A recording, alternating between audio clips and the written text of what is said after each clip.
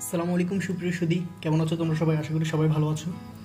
আজকে আমি তোমাদের সামনে উপস্থিত হয়েছি ঢাকা বিশ্ববিদ্যালয়ের গ ইউনিট বিগত সাল কোশ্চেন নিয়ে। তো আমরা জানি বিগত সাল কোশ্চেন থেকে কিন্তু বারবার কোশ্চেন রিপিট হয়, প্রায় 100-এর মধ্যে 50% কিন্তু রিপিট হয়ে থাকে বারবার। তো আজকে আমি এই ভিডিওতে আলোচনা করব কোন কোন এমসিকিউগুলো আমাদের পরীক্ষার জন্য খুবই ইম্পর্ট্যান্ট তা এক্সপ্লেন করতে চেষ্টা করবো এই ভিডিওতে। তো আমি প্রথমে বাংলা নিয়ে আলোচনা করব, এরপর জিকে নিয়ে অন্যান্য টপিক নিয়ে আলোচনা করার চেষ্টা করব। তো ভিডিওটি শেষ পর্যন্ত দেখতে থাকো, তাহলে বুঝতে পারবে যে কোন টপিকগুলো আমাদের খুবই ইম্পর্ট্যান্ট, যা আমাদের বাদ দেওয়া চলবে না, সবসময় এগুলো হাতে নাগাল থাকতে হবে। তো কথা না বাড়িয়ে আমাদের মূল আলোচনা চলে যায়। তো আমরা 1 নম্বরে দেখতে পাচ্ছি, 1 নম্বর দেওয়া আছে বাংলাতে কোন বানানটি শুদ্ধ। এখানে কোশ্চেনটাতে একটি বিচ্যুতি আছে, এখানে প্রায় 3টি বানান শুদ্ধ। আচ্ছা, এটা আমরা স্কিপ করে যাই। 2 নম্বর আমরা কি দেখতে পাচ্ছি, আলাভোলা বাগধারাটির অর্থ কী? আলাভোলা বাগধারাটির অর্থ কী?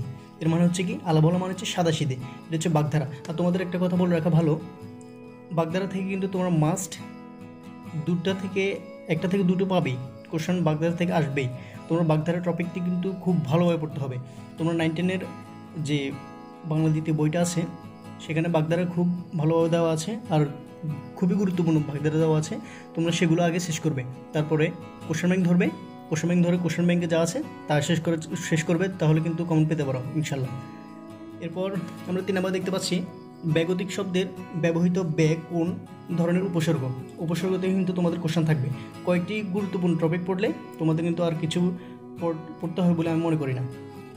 তো এখানে কি বলা হয়েছে, ব্যাগতিক শব্দের ব্যবহৃত ব্যয় কোন ধরনের উপসর্গ? এটা হচ্ছে পরশী উপসর্গ। ব্যাগতিক শব্দের ব্যয় হচ্ছে এটি কি, পরশী উপসর্গ। তারপর আমরা 4 নম্বরে দেখতে পাচ্ছি কি, কোন বিশেষণ জোট শুদ্ধ নয়? এখানে কোনটি বিশেষ্য এবং বিশেষণ জোট শুদ্ধ নয়? এখানে শুদ্ধ নয় হচ্ছে সরলতা থেকে সারল্য, এটা শুদ্ধ নয়। এরপর 5 নম্বরে দেখতে পাচ্ছি, ডেঙ্গু শব্দের উচ্চ ভাষা কোনটি? ডেঙ্গু শব্দের উচ্চ ভাষা হচ্ছে স্প্যানিশ। ডেঙ্গু হচ্ছে স্প্যানিশ ভাষার শব্দ। তো ডেঙ্গু এটা কিন্তু আমাদের যে সালে আমরা পরীক্ষা দিয়েছি 2019 সালে, সেই সময় কিন্তু এটা খুবই আপডেট টপিক ছিল, অর্থাৎ সেই সময় কিন্তু ডেঙ্গুর কিন্তু প্রচুর প্রকোপ দেখা দিয়েছিল। ওই জন্য ডেঙ্গু থেকে কোশ্চেনটা করা হয়েছে, অর্থাৎ খুঁটিনাটি কিন্তু বিচার বিশ্লেষণ করে কিন্তু ঢাবিতে কোশ্চেনটা করে ডি ইউনিটের ক্ষেত্রে। তো ডেঙ্গু হচ্ছে স্প্যানিশ শব্দ। আর এখন কিন্তু আমাদের করোনা কিন্তু প্রকোপ দেখা দিয়েছে, তো করোনা থেকে হয়তো আসতে পারে করোনা কোন ধরনের শব্দ, করোনা কোন শব্দ থেকে এসেছে, তো এটা হতে পারে। এরপর আমরা আর দেখতে পাচ্ছি, কুলকাঠের আগুন, এটা কিন্তু একটা বাগধারা। কুলকাঠের আগুন মানে কি, তীব্র যন্ত্রণা। দেখছো বাগধারা থেকে কিন্তু এই সালে 2টা কোশ্চেন চলে এসেছে অলরেডি। এরপর আমরা 7 নম্বরে দেখতে পাচ্ছি, হরিৎ শব্দের অর্থ কি? হরিৎ মানে কি? হরিৎ শব্দের অর্থ হচ্ছে সবুজ। হরিৎ মানে সবুজ। তোমাদের শব্দ অর্থ আসতে পারে, যেমন বাংলা প্রথমে শব্দ অর্থগুলো তোমরা ভালোভাবে আয়ত্ত করে ফেলবে। বাংলা প্রথমে যেই শব্দ অর্থগুলো দেওয়া আছে বোর্ড বইয়ের, সেগুলো খুব ভালোভাবে আয়ত্ত করবে, তাহলে কমন পড়তে পারে। এরপর 8 নম্বর দেখতে পাচ্ছি, জল শব্দের সমার্থক শব্দ কোনটি? জল শব্দের সমার্থক শব্দ হচ্ছে উদক। তোমাদের সমার্থক শব্দ থেকে কিন্তু কোশ্চেন আসবে, এটা কিন্তু মাস্ট। তোমরা এটা সমার্থক শব্দ, এই টপিকটা খুব ভালোভাবে পড়ে নেবে মেন বইয়ে। এরপর দেওয়া আছে, মানানসই শব্দের সই কোন ধরনের প্রত্যয়?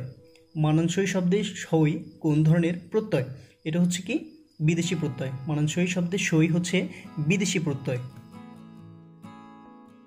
তোমাদের একটা কথা বলে রাখা ভালো, যে প্রকৃতি প্রত্যয় থেকে কিন্তু তোমাদের এই টপিকটা থেকে একটা কোশ্চেন থাকবে, প্রকৃতি প্রত্যয় থেকে। তো তোমরা বাগধারা, প্রবাদ প্রবচন, প্রকৃতি প্রত্যয় খুব ভালোভাবে মুখস্থ করে নিবে, অর্থাৎ খুব ভালোভাবে শেষ করতে হবে, তাহলে কিন্তু তোমরা কমন পেতে পারো। এরপর আমরা 10 নম্বর দেখতে পাচ্ছি, প্রাণ উষ্ঠাগত হবার মতো অবস্থা এক কথায় কি বলে? এক কথায় প্রকাশ। তোমাদের ঢাকা ভার্সিটিতে যারা পরীক্ষা দিবে, ঢাবিতে কিন্তু কয়েকটি স্পেসিফিক টপিক থেকে কোশ্চেনটা করা হয় ঘুরে ফিরিয়ে। তো তোমরা যদি সেই টপিকগুলো কিন্তু ভালোভাবে যদি শেষ করতে পারো, তাহলে কিন্তু তোমাদের চান্স কেউ ঠেকাতে পারবে না, ঠিক আছে? হ্যাঁ। তারপর কি দেওয়া আছে, বয়স হলে এরা আর কিচ্ছু না হোক। এখানে কোথা থেকে নেওয়া আছে একটু চিন্তা করতে পারবে? এটা নেওয়া হয়েছে তোমাদের পাঠ্য বইয়ের লাল সালু উপন্যাসটি থেকে। সেখান থেকে কোন জায়গা থেকে কোশ্চেনটা করেছে একটু খেয়াল করে দেখো, তাহলে কিন্তু তোমাদের তোমরা লাইন বাই লাইন কিন্তু এটা গল্পটা ভালো করে এক্সপ্লেন করার চেষ্টা করবে, ঠিক আছে। এটা হচ্ছে দেহ বয়স হলে এরা আর কিচ্ছু না হোক, এরা শক্ত করে গিরেটা দিতে শিখেছে। দেখো কোন জায়গা থেকে কোশ্চেনটা করেছে। এরপর আমরা 12 নম্বরে দেখতে পাচ্ছি, ছেলেবেলায় অনুপমের চেহারা নিয়ে বিদ্রুপ করার সময় পণ্ডিত মশাই কোন দুটি ফুল ও ফলের সঙ্গে তুলনা করেছিলেন। এটা এসেছে বাংলা প্রথম থেকে। এটা হচ্ছে পণ্ডিত মশাই অনুপমকে শিমুল ফল ও মাকাল ফলের সাথে তুলনা করত। এরপর দেওয়া আছে ওয়ান ছিল ডাজন্ট মেক এ সামার। এটা হচ্ছে কি একটা প্রবাদ প্রবচন। এর আনসার কি? এর আনসার হবে হচ্ছে এক মাগে শীত যায় না। এগুলো কিন্তু তোমাদের খুব ভালোভাবে মুখস্থ করে রাখতে হবে। এটা মুখস্থ না করলে কিন্তু পারবে না, ঠিক আছে। তোমাদের প্রবাদ প্রবচন থেকে কিন্তু একটা কোশ্চেন থাকবেই, এটা মাস্ট। কয়েকটা টপিক স্পেসিফিকভাবে কিন্তু তোমরা ভালোভাবে মুখস্থ করে নিবে, তাহলে কিন্তু তোমরা খুব সহজেই বাংলাতে 15তে 16তে অনায়াসে কিন্তু 12-13 উঠবেই। এরপর ডিলেমা শব্দের পারিভাষিক শব্দ কি? অর্থাৎ পারিবারিক শব্দ থেকে তোমাদের কোশ্চেনটা থাকবেই। পারিবারিক শব্দ খুবই ইম্পর্টেন্ট। এটা হচ্ছে কি প্রবাদ প্রবচন এবং পারিবারিক শব্দ কিন্তু খুবই ইম্পর্টেন্ট। বাগধারা, প্রবাদ প্রবচন, প্রকৃতি ও প্রত্যয়, এক কথায় প্রকাশ, এগুলো কিন্তু খুবই ইম্পর্টেন্ট। এগুলো থেকে কিন্তু কোশ্চেন থাকেই। ডিলেমা শব্দের অর্থ কি? এটা হচ্ছে উভয় সংকট। ডিলেমা মানে কি? উভয় সংকট। এরপর আমরা দেখতে পাচ্ছি পাখাল শব্দের অর্থ কি? পাখাল শব্দের অর্থ এখানে কিন্তু আমরা চাষের দুঃখ চাষের দুঃখ প্রবন্ধে আমরা বেগম রোকেশ চাষের দুঃখ প্রবন্ধে পাখাল পড়ে নেই, কিন্তু পখাল পড়েছিলাম। পখাল মানে হচ্ছে পান্তা ভাত, কিন্তু এখানে মিস্টেক হয়েছে, এটা হবে হচ্ছে পখাল। পখাল মানে হচ্ছে কি? পান্তা। এরপর 16 নম্বর দেখতে পাচ্ছি কোন শব্দে এ ধ্বনির বিবৃত উচ্চারণ হয়েছে? এ ধ্বনির বিবৃত উচ্চারণ হয়েছে তেলাপোকায়। তোমাদের ধ্বনি থেকে কোশ্চেন আসতে পারে, ধ্বনি কিন্তু খুব ভালোভাবে পড়ে নিতে হবে। তো আমাদের বাংলা এই পর্যন্তই। বাংলা আমাদের আলোচনা শেষ। এবার আমরা জিকেতে যাব, অর্থাৎ জেনারেল নলেজ। তো আমরা সাধারণ জ্ঞানের মধ্যে 1 নম্বর দেখতে পাচ্ছি বাংলাদেশের মুক্তিযুদ্ধের উপর নির্মিত চলচ্চিত্র ধীরে বহে মেঘনা এর পরিচালক কে ছিলেন? ধীরে বহে মেঘনার পরিচালক কে ছিলেন? এটা হচ্ছে আলমগীর কবির। তো চলচ্চিত্রের উপর তোমাদের কোশ্চেন থাকবেই, চলচ্চিত্র থেকে তোমাদের কোশ্চেন থাকবে, এই নিয়ে কোনো ডাউট নেই। অর্থাৎ তোমাদের চলচ্চিত্র খুব ভালোভাবে আয়ত্ত করে রাখতে হবে। তো এরপর এখানে কয়েকটি গুরুত্বপূর্ণ দেওয়া আছে, কয়েকটি চলচ্চিত্র পরিচালকের নাম দেওয়া আছে। তোমরা এগুলো খুব ভালোভাবে মুখস্থ করে নিবে। ভিডিওটি পজ করে তোমরা এগুলো খাতা লিখে ফেলবে, ঠিক আছে। এখানে আমরা 2 নম্বর দেখতে পাচ্ছি জাতিসংঘের কোন অঙ্গ সংস্থার কার্যক্রম অকার্যকর করা হয়েছে? এটা হচ্ছে কোন সংস্থা?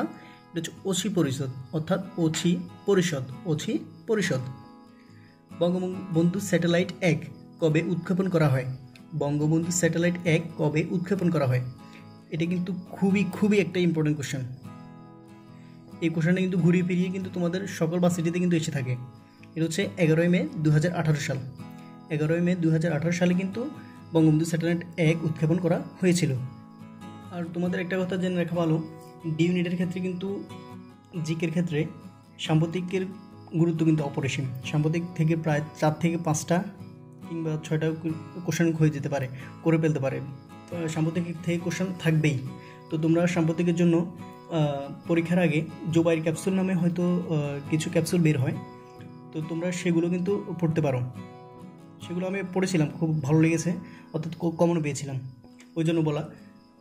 তো এখানে সাম্প্রতিক কী বলা হয়েছে দেখো, সম্প্রতি সরকার কর্তৃক গৃহীত শুদ্ধ বানান হচ্ছে চট্টগ্রাম। অর্থাৎ তোমাদের দেখো কী অবস্থা, এখানে খুব ভালোভাবে কিন্তু নজর রাখতে হবে সাম্প্রতিকের উপরে। CHATTOGRAM, অর্থাৎ এখানে আর কয়েকটা বানান আছে, এগুলো কিন্তু সাম্প্রতিককালে এক্সপ্লেন করা হয়েছিল। দেখো যেমন চট্টগ্রাম, কুমিল্লা, বরিশাল, যশোর ও বরগুনা, এগুলো কিন্তু খুব ভালোভাবে তোমরা দেখে নাও। এরপর আমরা 5 নম্বর দেখতে পাচ্ছি ঢাকা বিশ্ববিদ্যালয়ের কবি কাজী নজরুল ইসলামকে ডিলিট ডিগ্রি প্রদান করে কত সালে? এটা হচ্ছে 1974 সালে ঢাকা বিশ্ববিদ্যালয় কাজী নজরুল ইসলামকে ডিলিট উপাধি প্রদান করে। এরপর দেওয়া আছে 2019 ও 20 অর্থবছরে বাংলাদেশের সরকারের জাতীয় বাজেটের আকার কত? অর্থাৎ আকার হলো, এটা হচ্ছে একটা সাম্প্রতিক কোশ্চেন। আর তোমাদের বাজেট থেকে কোশ্চেন থাকতে পারে, প্রতি বছর কিন্তু বাজেট কিন্তু চেঞ্জ হয়, অর্থাৎ বাজেট থেকে কিন্তু তোমাদের এটা কিন্তু একটা খুবই গুরুত্বপূর্ণ একটি টপিক, এখান থেকে কিন্তু তোমাদের কোশ্চেন থাকতে পারে, ঠিক আছে। তো তোমরা সাম্প্রতিক কোশ্চেনগুলো কিন্তু খুব ভালোভাবে পড়ে নেবে ডি ইউনিটের জন্য। যারা ডি ইউনিটে পরীক্ষা দিতে চাও, ডি ইউনিটে পরীক্ষা দিতে ইচ্ছুক, তারা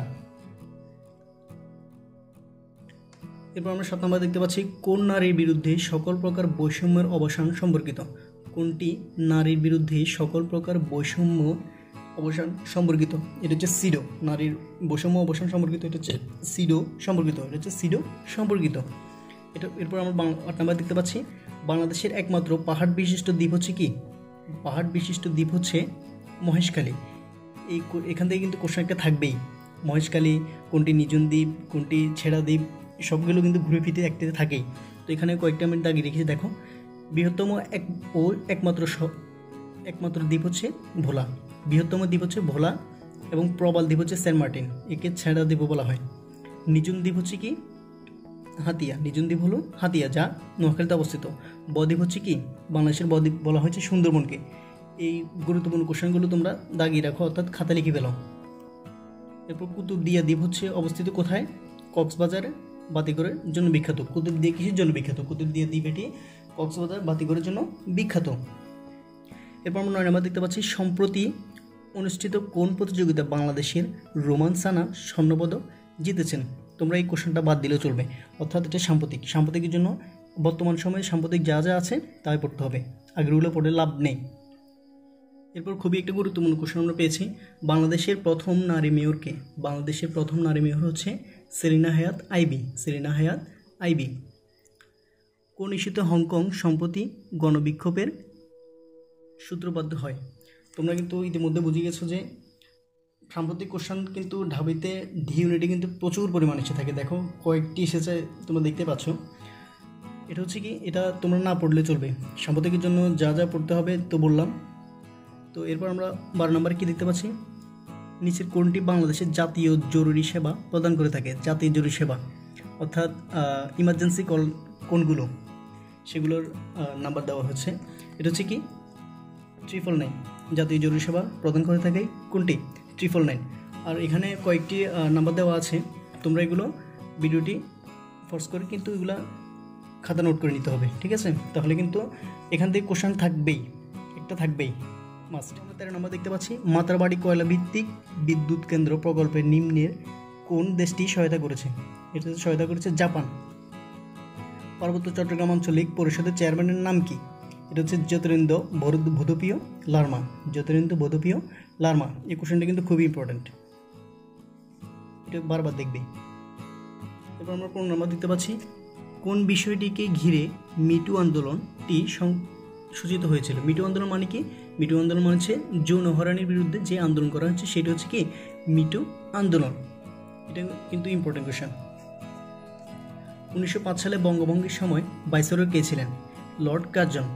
লর্ড কার্জন, অর্থাৎ লর্ড কার্জন কিন্তু তোমাদের জন্য খুবই ইম্পর্টেন্ট। লর্ড কার্জন সম্পর্কে কিন্তু তোমাদের একটা হলও আছে, কার্জন হল নামে কিন্তু একটা হল আছে ঢাবির। এটা কিন্তু ক্যালেন্ডারে কিন্তু প্রায় দেখা যায়। তো এরপর 17 নম্বর কি, বাংলাদেশের সাবমেরিন ঘাঁটি কোথায় নির্মিত হতে যাচ্ছে? বাংলাদেশের সাবমেরিন ঘাঁটি নির্মিত হতে যাচ্ছে কক্সবাজারে।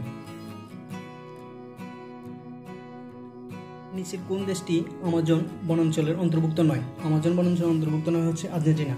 আমাজন বনাঞ্চলের অন্তর্ভুক্ত সবচেয়ে বেশি দেশ আছে, সবচেয়ে বেশি অংশ দখল করে আছে হচ্ছে ব্রাজিল। এরপর হচ্ছে পেরু হচ্ছে 13%, ব্রাজিলে আছে 60%। অর্থাৎ এরপর এই কয়েকটি দেশ রয়েছে আমাজন অঞ্চলভুক্ত, আর্জেন্টিনা কিন্তু নেই। এরপর কি দেওয়া আছে, এখানে দেওয়া আছে হাই কমিশনার ও অ্যাম্বাসেডরের মধ্যে পার্থক্য কি? এদের মধ্যে পার্থক্য হচ্ছে প্রথমজন কমনওয়েলথভুক্ত রাষ্ট্রের প্রতিনিধি ও অপরজন কমনওয়েলথ বহির্ভূত। একজন কমনওয়েলথভুক্ত, আরেকজন হচ্ছে কমনওয়েলথ বহির্ভূত প্রতিনিধি। এরপর আমরা 20 নম্বর দেখতে পাচ্ছি বাংলাদেশ থেকে মিয়ানমারে ফিরে যাওয়ার ব্যাপারে রোহিঙ্গাদের প্রধান দাবি কোনটি? এটা হচ্ছে কি নাগরিকত্ব। এই কোশ্চেনটা কিন্তু ইম্পর্টেন্ট, এটা হয়তো বিগত সালের কোশ্চেন কিন্তু রিপিট হতে পারে। এরপর দেখতে পাচ্ছি নিচের কোনটি স্প্রেডশিটের একটি ফাংশন? তোমাদের কিন্তু আইসিটি থেকে কোশ্চেন আসতে পারে, ঢাবিতে কিন্তু আইসিটি থেকে কোশ্চেন করে। তো আইসিটি কিন্তু খুব ভালোভাবে পড়বে। আইসিটি থেকে প্রায় 2 থেকে 3টা কোশ্চেন করে থাকে কিন্তু ঢাবি। সো আইসিটিকে কিন্তু গুরুত্ব না দিলে কিন্তু হবে না, আইসিটিকে গুরুত্ব দিয়ে পড়তে হবে। তোমরা কিন্তু গুচ্ছেও কিন্তু আইসিটি প্রায় কোশ্চেন করা গুচ্ছে আইসিটি।